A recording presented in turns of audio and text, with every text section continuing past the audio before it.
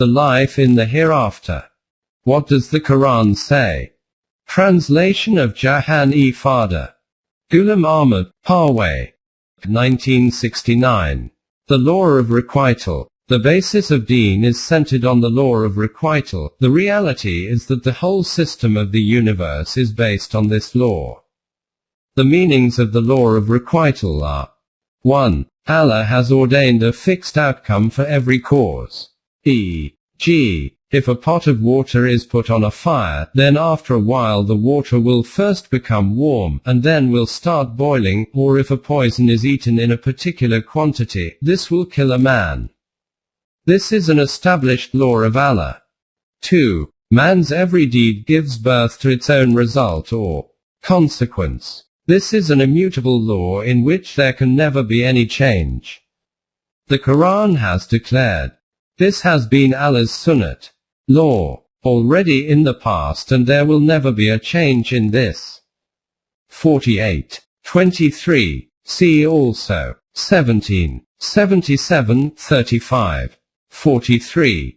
This is also referred to as the scales fixed by Allah. 33:38. These are clearly defined scales established by Allah, and in common terminology these are known as the divine laws. When we say that there can be no alteration of Allah's laws, ordinary thinking people will raise the objection that because of this restricts the powers of Allah, who is supposed to be all-powerful. He can only be considered all-powerful if we think that he can do everything. There is no doubt that he can do anything, but he has intentionally, through his free will and choice, created and implemented these laws and then declared these to be immutable. This does not go against his being all-powerful, as he has by choice put a restriction on himself, and despite having the choice to change these laws, he does not do this. His being all-powerful could have been questioned if someone else had put this restriction on him. The choice of not breaking this self-imposed restriction comes under taking a principled stand and is part of being self-disciplined. This is what is referred in the Quran as fulfilling the promise. Allah's promise is true. Haq 28:13. And Allah does not go against his promise. 3:9. At some other places, he has also referred to these self-imposed restrictions in different contexts. E.g., he has inscribed for himself the rule of mercy. 6:12. Thus it is fitting on our part that we should deliver those who are mu'mineen. 10:103. From this it is clear that these self-imposed restrictions do not curtail the powers of Allah and reflect on his omnipotence. Therefore, the fact that the laws which he has established are immutable does not go against his being all-powerful. The law of requital is also one of his immutable laws established by him. He has stated further in the Quran that the whole universe is entirely focused and working to the end that every self can find the recompense of the deeds it has done in this life. Allah created the heavens and the earth for just ends. Haq. And in order that each self may find the recompense of what it has earned, and none of them be wronged. 45:22. See also 53:31. 1.1 The law working in the physical universe.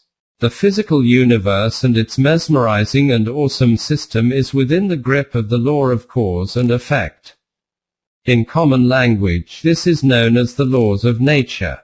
Nothing whatsoever in the universe can escape obedience to these laws. E.g., in Surah An-Nahl it is stated, and to Allah do obey all that is in the heavens and on earth, whether moving, living creatures or the universal forces.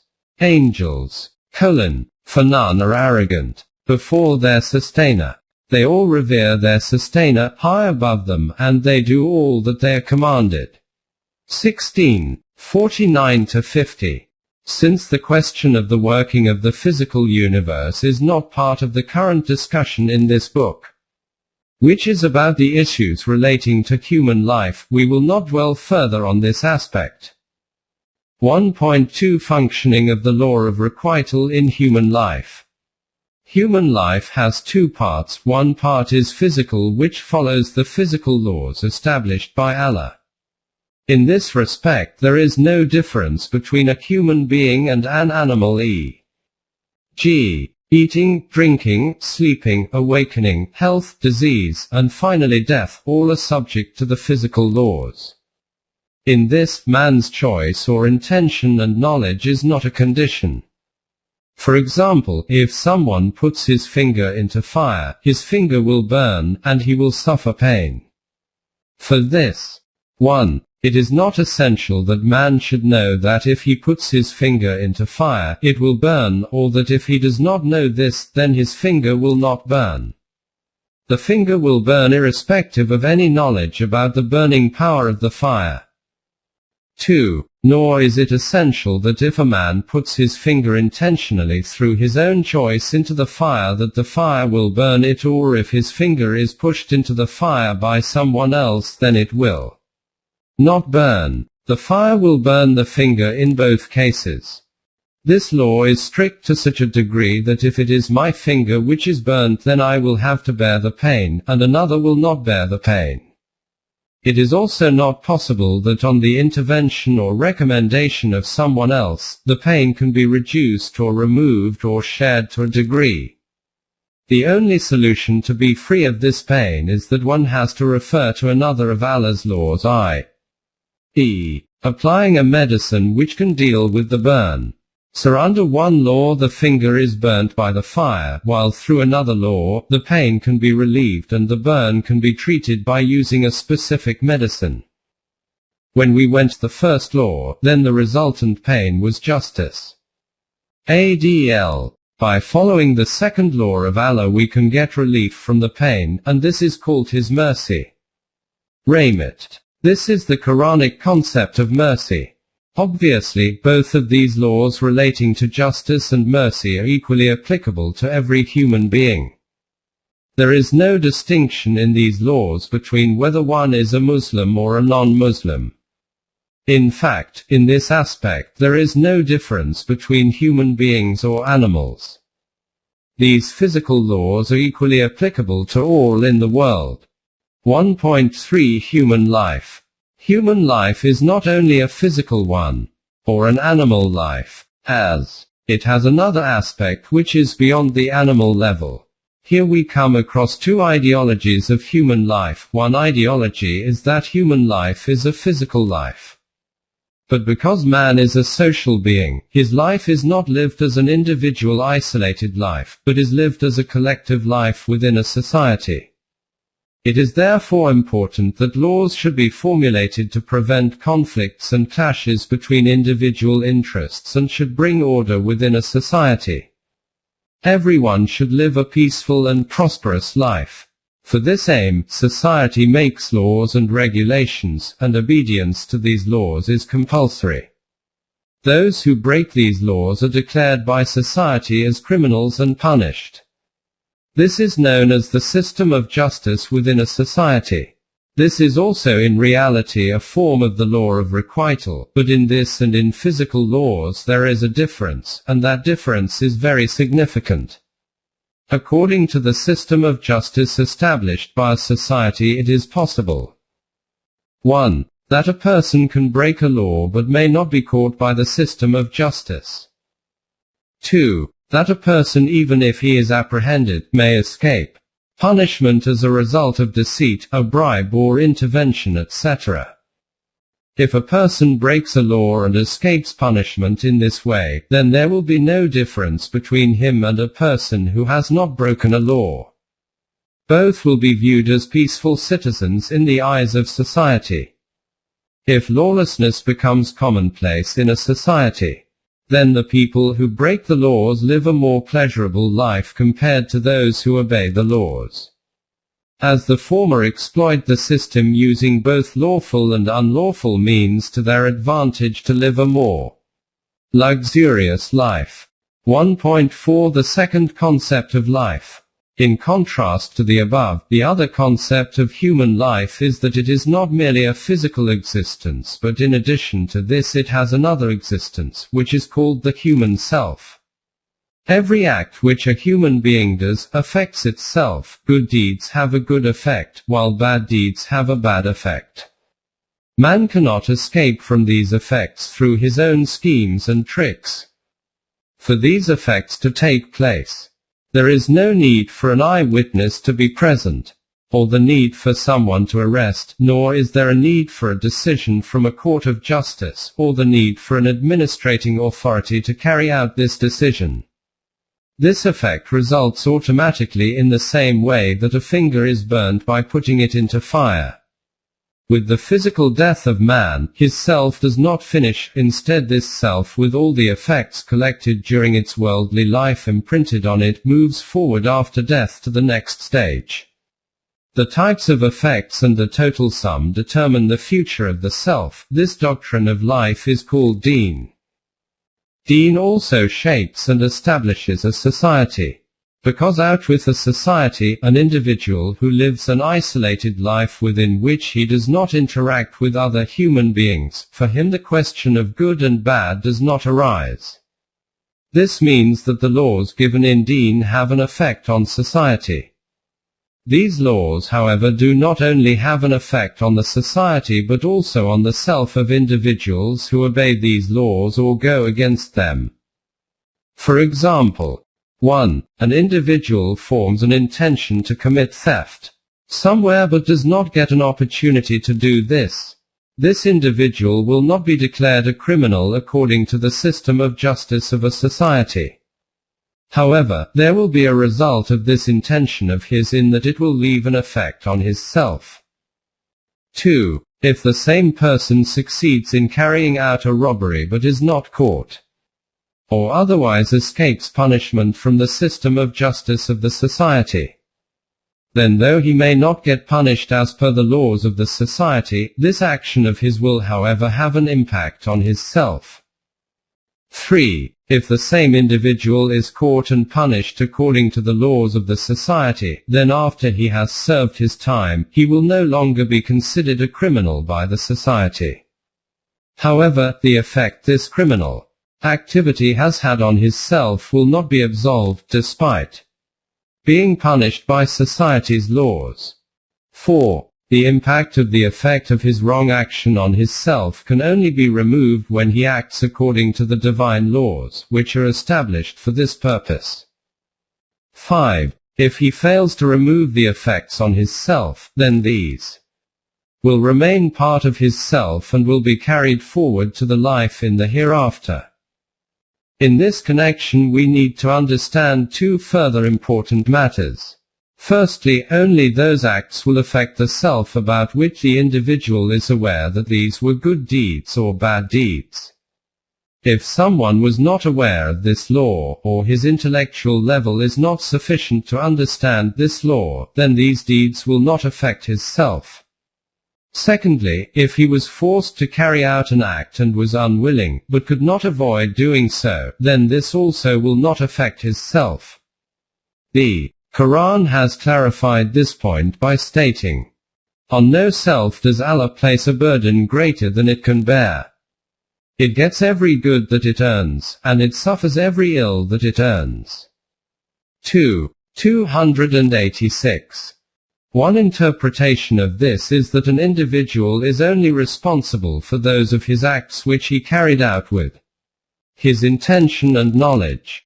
Now we come to the case of a society and nation states.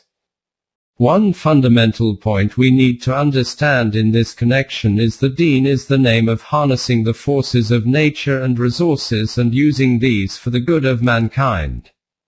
These forces of nature can only be harnessed if the established physical laws created by Allah are followed. For the correct use of these resources, we will need those laws which relate to human life. We will call these the permanent values in order to differentiate them from the physical laws. It is evident here that 1. If a nation does not harness the forces of nature according to the physical laws, its worldly life cannot be prosperous. Since it did not harness these forces of nature, the question will not arise regarding the use of these forces according to the permanent values. Therefore, this nation cannot live its life according to the deen. Consequently, this nation's life on this earth will be dark and its future will be dark as well.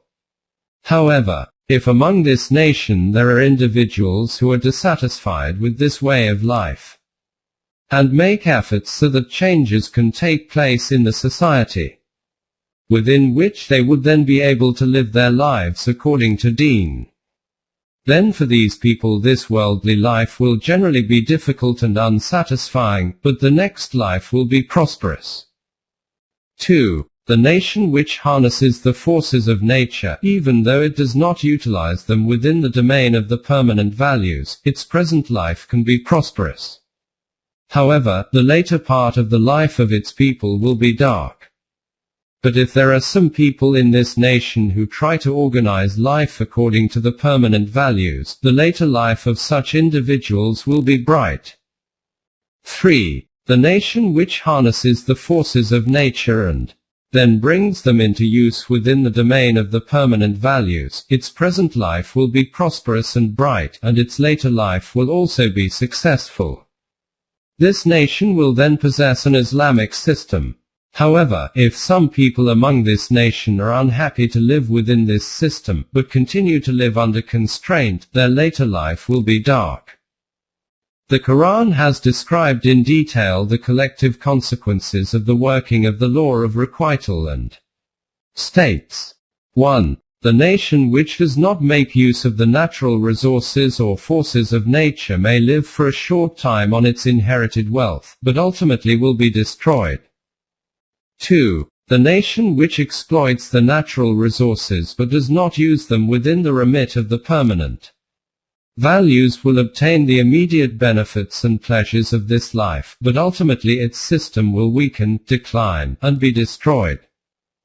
The Quran terms this destruction as al-sarat, which means a great revulsion which takes place in the life of a nation. Such events have different forms e.g.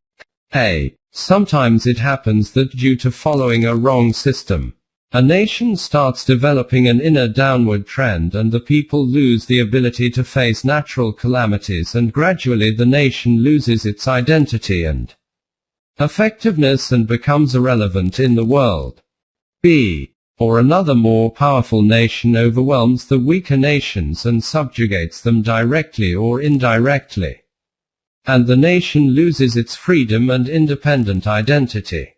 If this powerful nation possesses deen as a system, then it can transform the existing wrong system of the former nation with the correct deen, and in this way the people of the weaker nation can attain the respectable position which is due to humans. However, if the new powerful nation does not follow deen, and has a self-destroying system in place which is anti-humanity, then this nation too will gradually lose its power and identity and become irrelevant with the passage of time. The Quran calls the life of these nations which lose their identity as being a state of worldly hell, whereas the society which is based on the permanent values, it calls its life a paradise society. The life of paradise and hell in this life will convert into a life of paradise and hell in the hereafter respectively. The Quran has referred to the life in the hereafter metaphorically, as the reality about the next life cannot be conceived within the present level of human consciousness. This is a bird's-eye view of the working of the law of requital, which the Quran has explained in detail. To describe this, the Quran, which is in Arabic, has used terms and phrases commonly used in human society. For example, it says that all your deeds are written and records are being kept. You will be held accountable. Your deeds will be weighed according to the balance of justice. Criminals will be presented in a court. There will be policemen with them to bring them to a court. Plaintiff and witnesses both will also be present. In this court there will be no intervention, no bribes, and none else will be able to share the punishment meted out.